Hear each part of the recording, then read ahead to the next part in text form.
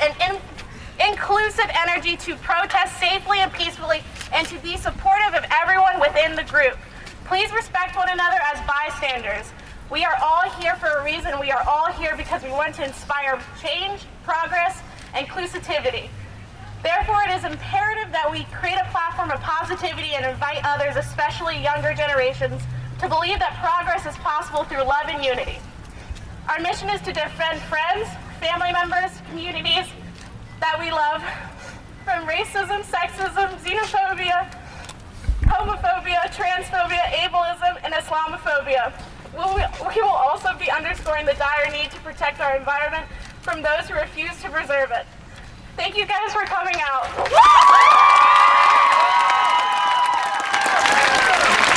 going to be having some speakers today. I'm going to hand it off to Julian real quick. Love you, Julian!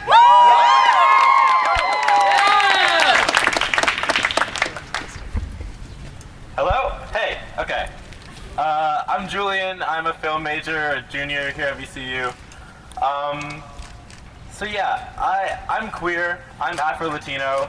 The hateful rhetoric that Trump's campaign has been built on directly puts me and people that I love in danger. That's why we're out here.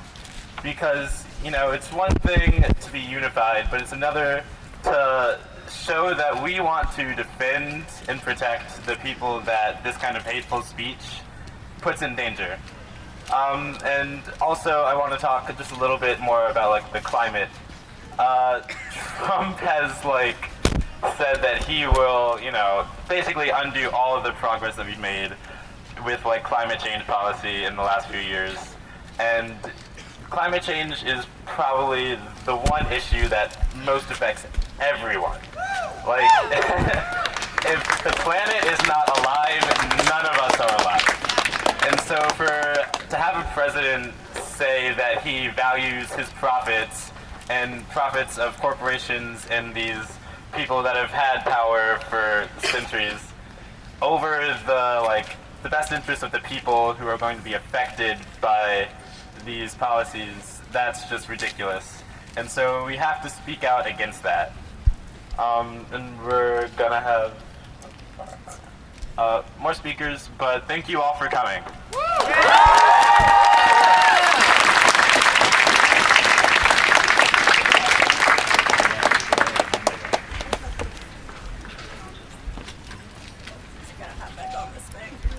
Today that we are not just fighting Trump as a person, we are fighting his ideals, we are fighting his cabinet, we are fighting the fact that Trump's election has emboldened actual fascists to beat people in the street, to hang people. This has happened in the past 4 days. People have been hurt just by an election. The inauguration hasn't even happened yet, and I am in this till the inauguration. Who else is?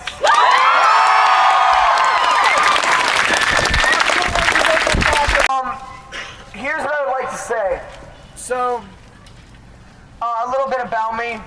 I was raised in the Islamic faith. My father's Pakistani. And my entire family has this very unified idea behind us. And it's that we came here, we are Americans. When you come here, when you pursue that dream, you are an American. And no one has the right to take that from you. Not because they are white, not because they are cis, not because they have more money than you. We are all Americans, and we will chase that dream until the day it dies. Hey everyone. My name is Morgan. I'm not going to speak too much. I will get very emotional and nervous. I'm a lesbian. I'm sure you all understand why I'm concerned. I just want to say I'm so proud of everyone who's here. I'm so glad to see so many people show up to an event like this. A-Sling's been working really hard on getting this together, and I'm just really glad to see this kind of turnout. Y'all look great. Thank you. Important announcement. If there are police officers, white people, get to the front. Leverage your privilege to protect others.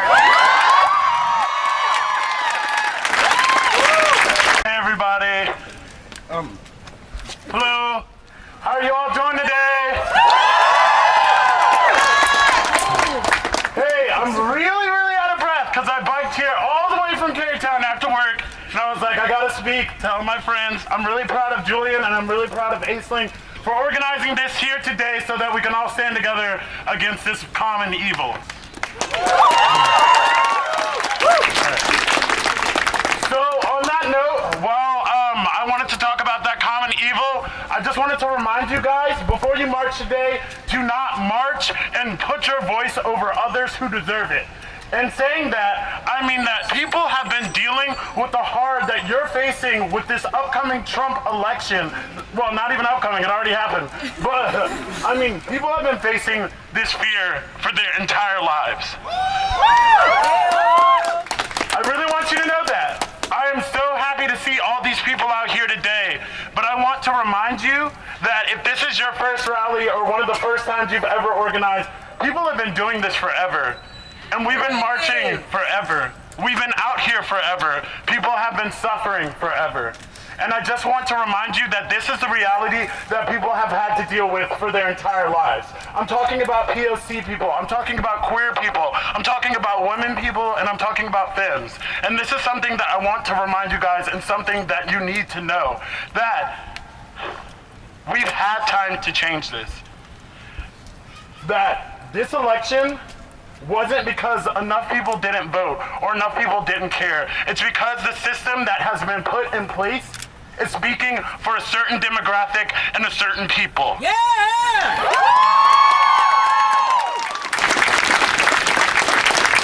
You know, we need to realize that Trump was elected through the Electoral College, and the Electoral College was made for a reason. Okay? To keep black people's voices from mattering. POC people's voices from mattering. Women's voices from mattering. And this is 2016, and he got elected through the Electoral College today. What kind of sense does that make? I don't know. I really don't, honestly. And I just want to remind you guys that people have been in this pain for so long. So I'm so happy to see all of you out here united for a common good. But I want you to remember, please use your privilege for the people who need it the most, okay? And we need to keep going after this. You don't just rally for just this. This 4 years, okay, is gonna be hell for all of us, but for some people, it's imminent danger, okay? Some people can be deported, all right? A lot of my family's names are all Muslim. Muhammad, Nadia, so all the way down the list, okay? I know that a part of my family wants to go into hiding, and that's serious, okay? We're in instant danger. And I understand that if you're queer and you're a woman and you're white, you're still facing this danger, but for other people, it's serious, okay? I'm walking around Carytown, I heard somebody scream, build the wall at me. I don't have any paraphernalia on me that says I wanted to vote for Bernie or Hillary, okay? I was just a black person walking, and somebody screamed that at me, all right? So what this means is that this Trump presidency is giving people a voice that are hateful. It's giving people a voice that are racist, that are sexist, that are queerphobic. They're out here. And now that story that I face in Carytown is not the only kind of that story in Richmond. All right? I need you to realize that people have been heckled, people have been screamed at, and it's only what, like day 3, day 4? I don't know. That's serious. We need to find ways to organize that do have privilege to help people that will be affected in this upcoming 4 years. We need to figure out ways to rally for POC people and Muslim people, for trans people who won't have access to their medicine. We need to find ways to help them. We need to find ways to make resource lists for people who need something. Do you have money? Do you have a stable job? Do you have resources? You need to help people that don't, that people will get taken away from, all right? Can you do that? All right? And just like the person said before me, if you're white and there's police presence, you need to use your privilege to protect those who are most at risk. And I'm not kidding.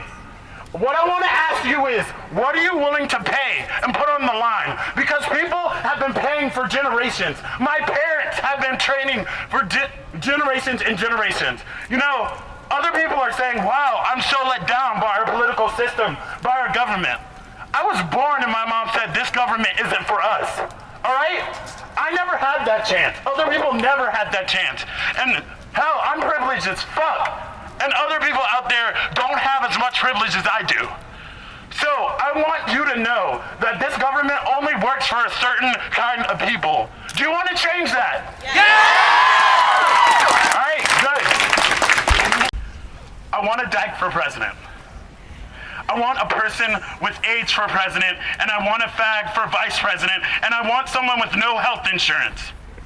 I want someone who grew up in a place the earth is so saturated with toxic waste that they didn't have a choice about getting leukemia. I want a president that had an abortion at 16, and I want a candidate who isn't the lessers of two evils. I want a president who lost their last lover to AIDS, who still sees that in their eyes every time they lay down to rest, who held their lover in their hands and knew that they were dying. I want a president with no air conditioning, a president who has stood in line at the clinic, at the DMV, and the welfare office, has been unemployed and have been laid off and sexually harassed and gay bashed and deported. I want someone who spent the night in the tombs and who has had a cross burned in their front yard. I want someone who's been in love and been hurt. Someone who respects sex. Someone who's made mistakes and learned from them. I want a black woman for president. I want someone with bad teeth and someone who has eaten hospital food and been in cross dresses and has done drugs and been in therapy. I want someone who's committed civil disobedience. I want to know why this isn't possible.